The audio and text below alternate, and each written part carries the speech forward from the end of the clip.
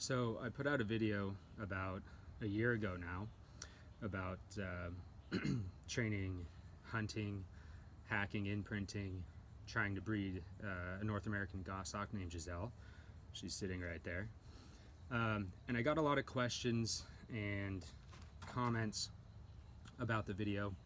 And so I wanted to take this opportunity to go a little more in depth into the process that I used while raising Giselle. So the idea behind this video is this is just going to be an introduction, and then we'll have some follow-up videos, hopefully pretty soon in the future. This will lay the foundation, and then we'll talk about imprinting, socialization, raising, hunting, all those things.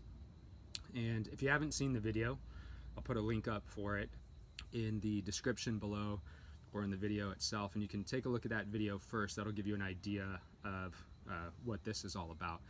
But my thought is to make a few videos explaining the different steps, so imprinting, socializing, raising, then getting into the hunting, the hacking, and the breeding. So before I get into all that, everything that I'm talking about here is my opinion. It's my personal experience. I started falconry in 2001 when I was in high school, so it's been a bit of time now. But I've had a good experience in falconry because of the mentors that I've had around me, the falconers that I've had around me. And I've been very lucky in that I've had some very good falconers surrounding me in the area I live in here in Southern California. Falconers who have a lifetime of experience in falconry, who really had a lot of mentorship and information to offer. So I utilized that resource, sometimes annoyingly so, by calling them all the time, texting them all the time, spending as much time with them as I could, so I could really fully understand this sport that we're involved in. So it was really helpful to have them around.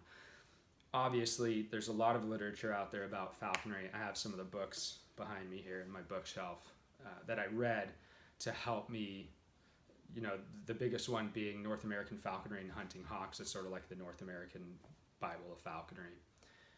I read through that. I've read through a lot of books. What helped me specifically with Giselle, who's an accipiter, is Mike McDermott's imprint accipiter books, 1 and 2, his accipitrin behavioral problems, Ben Crane's book, Sparrowhawks, A Falconer's Guide, Harry McElroy's book, or books, Desert Hawking. Those are really good ones. And then Jack Mavro Gordado had Hawk in the Bush, I think is what it's called, behind me here. So those books were obviously really helpful. And you can actually find a lot of those books on Mike's Falconry. He was kind enough to set me up with a discount code if you purchase any falconry supplies from Mike's, and you can see the discount code and sort of the instructions in the description below. If you're buying anything falconry related, feel free to check out Mike's. He has a lot of those books, and you can get a lot of great equipment there. So all of that was a, sort of jumping off point just to get us started. The first thing I'm going to talk about in this video is buying versus pulling. Of course, falconry has permitting and licensing and all those things, and there's a conversation out there about pulling baby birds from nests, and there's a lot of literature about that. I'm not really going to get into it. The short story is you don't affect the population if you're following the laws and regulations by taking a baby bird from the nest. So ethically and morally, I have no issues with that. As a falconer, as someone involved in this sport, going through that whole process of hiking through forests, trying to find goshawks, which are like the ghost of the forest, trying to find active nests, then trying to find, eyas birds of the right age. It's a great process. Then climbing the tree, going through that whole process is a wonderful part of falconry. I think if you have an opportunity, you should do that.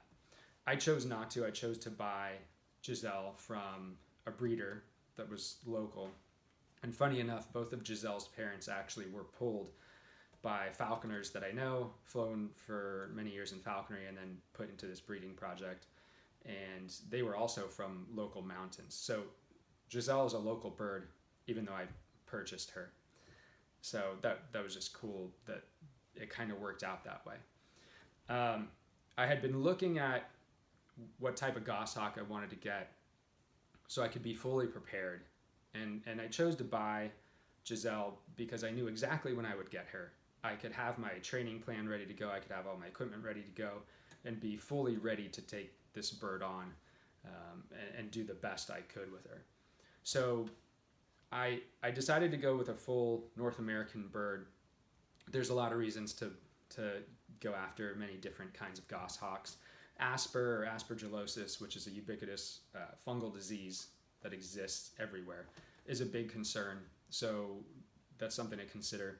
The European birds, the Finnish goshawks, they're known for being slightly less susceptible, at least out here and in these circles. And so I was considering a hybrid for a while, but I decided to go with a purebred North American bird.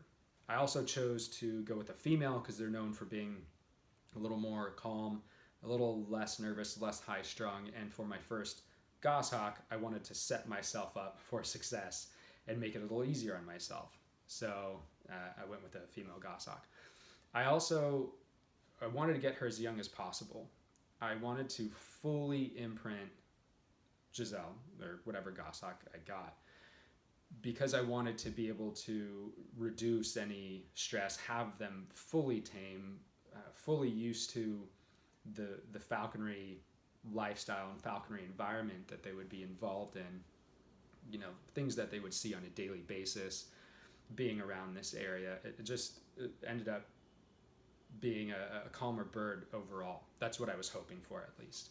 So I got Giselle at 9 days old, and I fully imprinted her. I fed her every piece of food by hand when she was younger, and I'll talk about this more as we get into the next videos. But I wanted to get a bird as young as I could so I could have full control over the entire process of raising her, and really know, you know, what I did from the start, and so I could try to make sure that I didn't make too many mistakes in the beginning. So that's sort of a primer, and I think I'll stop here for now with this video. The next videos will be about raising her, imprinting her, and socializing her. The one after that will be about the hacking process, the training process, and then one about hunting and one about breeding. So that's sort of the plan with these videos, and I'm really looking forward to expanding more on this and explaining why I chose to do what I did and why I went with the techniques that I did or the equipment that I did. And I'm looking forward to opening up a conversation about it and just getting a little more into the detail of the process of raising a goshawk for falconry. So I look forward to your future questions and putting out more of these videos. Thanks for watching.